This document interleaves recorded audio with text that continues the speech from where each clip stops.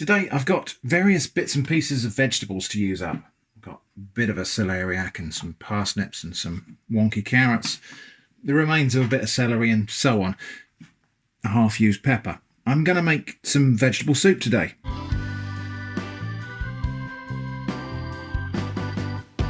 So the plan is there's not really much of a recipe here. I'm just going to throw a bunch of things in a pot and make some lovely vegetable and grain soup. In particular, I've got some buckwheat groats here, and I've got some lentils to go in there as well, just to fortify it a little bit. But just let's go round the ingredients we got here. So I've got some leeks, which are from the garden. Leeks didn't do all that well in the garden this year, but we still got something to show for it. Those will need a really thorough wash. I've got half of a celeriac root. Gone a little bit brown, we're on the cut side now, but that'll be fine. We just slice that off and peel it. Couple of very strange, wonky looking parsnips. 2 carrots. Most of a red pepper. About probably half a bunch of celery. Garlic. A couple of tomatoes. These tomatoes got bruised in the shopping bag, and so they won't keep. They'll need, this one in particular. You can see it's bruised. Perfectly good to use, but just needs to be used today. So that's it for the vegetables. And then we've got the buckwheat groats, lentils, some of my foraged dried mushrooms. These are mostly cep or porcini mushrooms, but there are other species in there as well, I think. Mostly ceps in there today.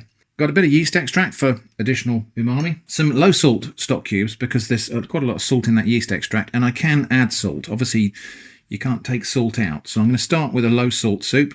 We'll add some more salt to taste when it's done. And a bit of tomato puree that needs squeezing out of the tube and using up. So that's all my ingredients. There's going to be 2 stages to cooking here because I want to roast the parsnips and onion and celeriac first before I put them in the pot. So let's get preparing vegetables. I'm not going to show you all of that because it's going to be really, really awkward with my broken finger. So I'll kind of chop these up and we'll come back then. Now, one bit I will get started on before I do any of the vegetables is the mushrooms. So the dried mushrooms. Now this cooking today, there's not going to be much of a recipe for this. It is just going to be grabbing handfuls of things and throwing them into a soup. So I've got, about probably half a cup of dried mushrooms there. And I'm going to cover them with hot water, boiling water from the kettle. We're going to need plenty of liquid for this soup. And that can just be set aside to steep. And all of the flavour is going to come out of those mushrooms into the stock. I mean, it's going to be cooked in liquid anyway, so maybe I didn't need to do this. And as I go, for all my peelings and trimmings, there's a kind of pragmatic approach going on here. So the bits that are relatively clean and can be used for making further stock will go in my stock box, which I'll put in the freezer, and we'll use that when we want to make some stock. The bits that are really gnarly and probably full of grit and so on will go in the compost. And of course, for some bits, I can just peel straight into the box. So the parsnip peels go straight in there. And again, like the parsnip top, I could put that in the stock box, but sometimes you do find there's a bit of mould in that crown as well, so that can go in the compost. The root's fine, that can go in the stock box. I'm probably being over fussy here, but there's an abundance of this stuff, and the compost bin does need feeding. And so on this tray we've got the celeriac, parsnip, onions and garlic, and this tube of tomato puree, more or less finished, but I want to get the last little bit out of there, so rolling pin. I'm going to just push it all up to that end. There we go. So hopefully it should be possible to just squeeze out that last bit. And then we're also going to have the tomato puree, because that will take on a bit of roasted flavour. A little bit of olive oil. I'm just going to carefully stir those things together. Especially mix the garlic in with the other vegetables so it doesn't all burn in one place. It will get a little bit protected by the other things. Maybe a little bit more oil actually. So these bits here are going to go in the oven, hot oven, probably just about 15 minutes, just to give a little bit of browning, which will equate to flavour. Meanwhile, I'm going to chop up and put the other bits of vegetables straight into this big pan, which is actually the vessel for my pressure cooker. And I'm cutting these to the size that they will be in the soup, because there's no further processing of this soup once it's cooked. Tomatoes. I'm not even going to bother taking the skins off. I'll just cut them small and there'll be bits of tomato skin in there. If you get a lot of tomato skin, some people say it gets bitter, but it's going to be mixed in with all these other things. And when it's properly balanced, a little bit of bitterness is just another flavour. So at the end of prep, that is now going to go out to the compost bin. That is going to go back in the freezer, and I'll freeze it until I want to make some stock, which I'll probably do in a random stuff video fairly soon, because I've got a box of chicken bones in there. I've now got these veg trimmings.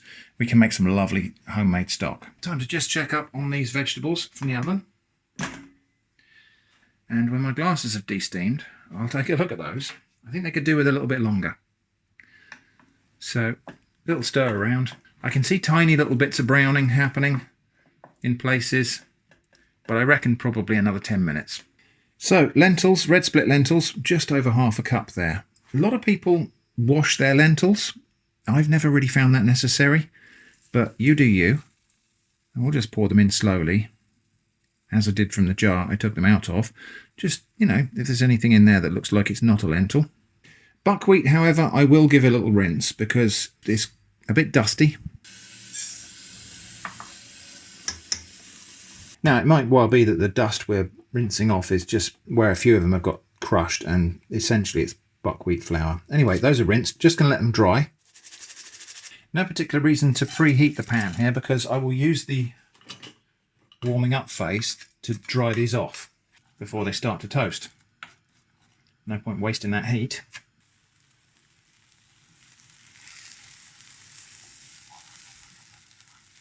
Now, I don't think you have to toast buckwheat, but people do, and supposedly it accentuates the nutty flavour of this pseudo cereal. Okay, it's dried out sufficiently now. We'll just keep going until it's a little bit toasty in colour. I can just see it starting to brown a tiny little bit now. Yep, I think we're there. Okay. So I'm going to stop there. All right, so that can go in there.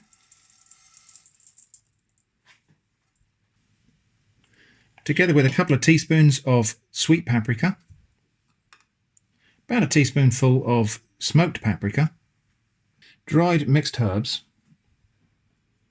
Well, that's about a teaspoonful.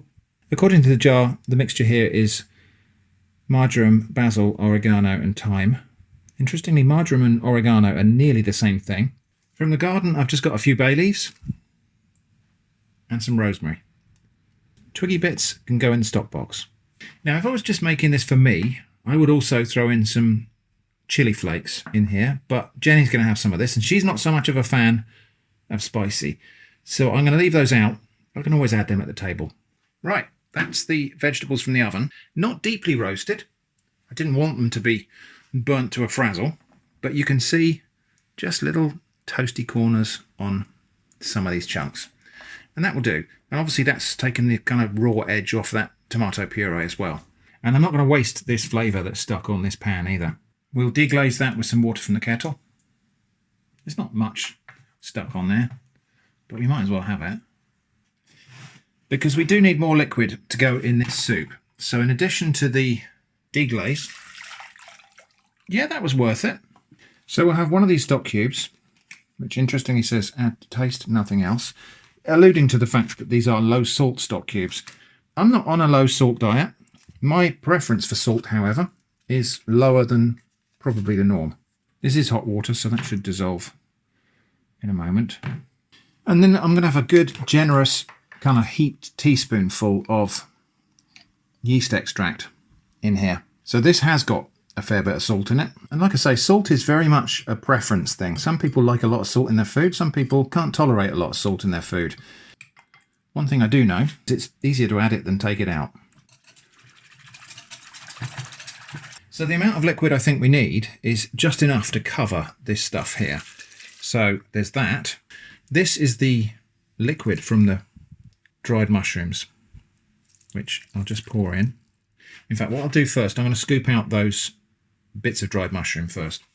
Now, these were wild mushrooms I picked myself, and I don't wash mushrooms, especially when I'm dehydrating them. So we can expect that in the bottom of this stock, there might have been a little bit of grit. So that last little bit there with those shreds of mushroom, that's trapped all the sand and grit and dirt. The pieces of mushroom I pulled out probably don't have a lot of flavour left in them now, but there are bits of protein in here which are digestible. Okay, not enough liquid in there. So a bit more boiling water. There was a bit of Marmite stuck in this bowl, so we'll rinse that out with boiling water. I think we're quite close, but that buckwheat and those lentils are going to soak up some of this liquid. So I'm just going to give it a stir, just to evenly distribute everything. And then just enough water to nicely cover those vegetables. That's probably about right. Because I won't be able to watch this while it's cooking. This is going to go in the pressure cooker now. So if you don't have a pressure cooker, you could just do this in a big pot on the stove. Bring it to boil, simmer it until the vegetables are soft, the buckwheat and lentils are hydrated, and everything looks about right.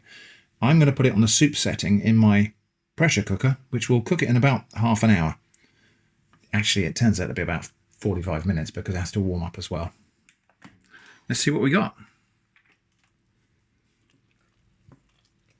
I'm not sure whether you'd call that a soup or a stew, but I don't suppose it really matters. Let's dish out a portion and give it a taste.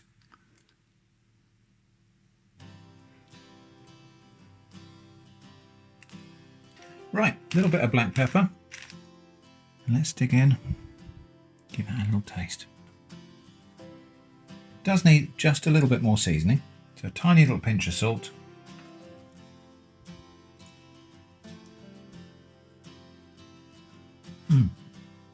But that's a really tasty soup. Loads and loads of different flavours all kind of combining. Yeah, that's just a really hearty, lovely winter vegetable soup. The buckwheat's kind of broken down and thickened it a lot, as have the lentils. But then these chunks of vegetables, even though they're really tender, they're still there and still taste of themselves. Good stuff. So, as I say, really no formal recipe for that, just a case of throw everything I had together in a way that I thought was going to be tasty, and that certainly was. So we'll have some of that now, and when it's cooled down, I'll portion out the rest of it and probably freeze it for another day. So I hope that's been interesting. Thanks for watching, and I hope to see you again soon.